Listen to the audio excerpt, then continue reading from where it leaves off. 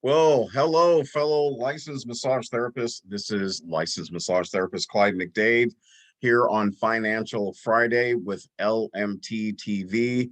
And today you can see that I am in game attire. I've got on my Seahawks stuff. And the reason for that is because this Friday we're going to talk about what I like to call the basic financial game plan.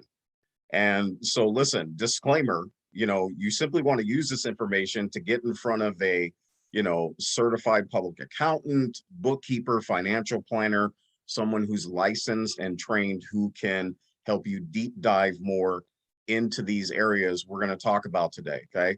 And the reason I wanted to bring this up to you was because, when you are starting a massage practice, or you have one, and you know what, you're just kind of lost financially. You need a basic financial game plan to get you rolling in the right direction. So when you sit down with a financial professional, you've got some areas that you can talk about where they can really help you. Okay.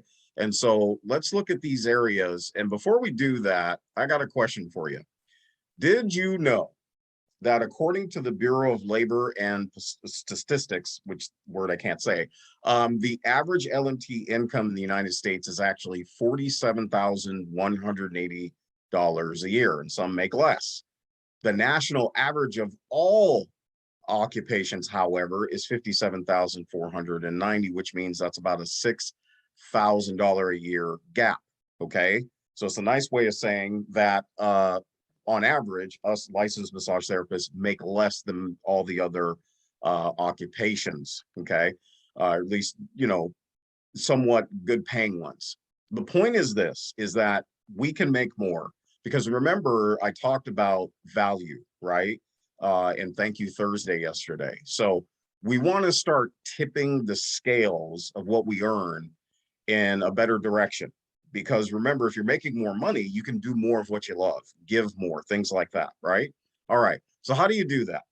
All right. Well, step number one, create a budget. Now, again, you can sit down with a financial professional, and I would highly recommend you do that and let them help you do this. This is something that my bookkeeper helps me do, and it's very helpful. So why do you want to do that? Well, creating a budget actually helps you see what your real numbers are, where your dollars are actually going to need to go. Otherwise, you're guessing, you're missing, and you're missing payments, you're missing bills, all kinds of stuff. It just helps you see. Now, here's a great thing. You know, People tend to get afraid to create a budget because they feel like, well, I'm not going to have enough money. It's actually the opposite, especially over time, because just like anything else, the more you do something like create a budget, the more your money can grow. You have more of a budget, which is a good thing. So don't be afraid to create a budget. Step number two, now remember, these are basic steps, and maybe the steps will vary for you. But the point is this: please remember this. This is something that is easy for me to forget because, I want to make sure I pay everyone. Pay yourself first. There's this thing called when you have a job, you get a thing called a paycheck, right? Well, as a business owner, you should get one too. It doesn't have to be feast or famine. So pay yourself first. There's a certain number of hours you want to be getting each week, paying yourself for. Work that out with your financial professional as to what that should look like. Okay.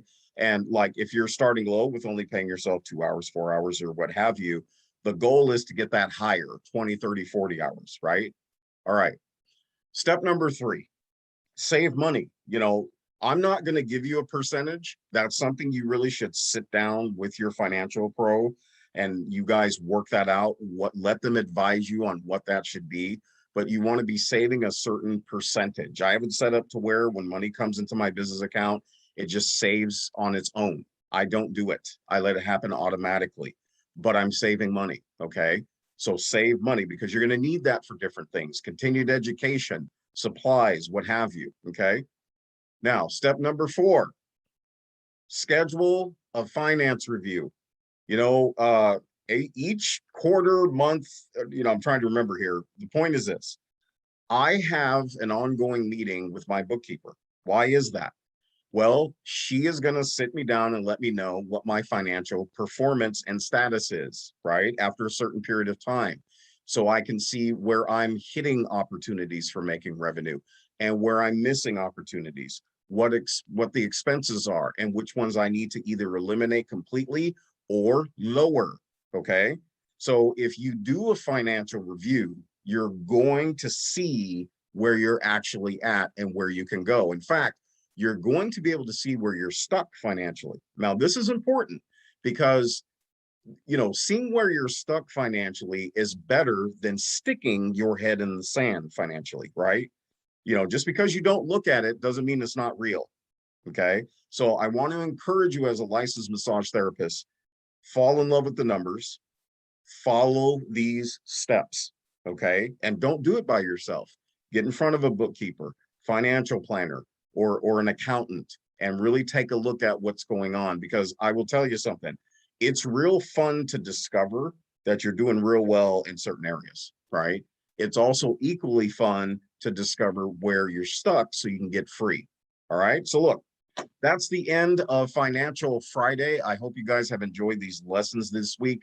Remember, please share these free educational lessons with licensed massage therapists, especially if they're between the ages of 35 and 55 years old, you know, running a massage practice later in life.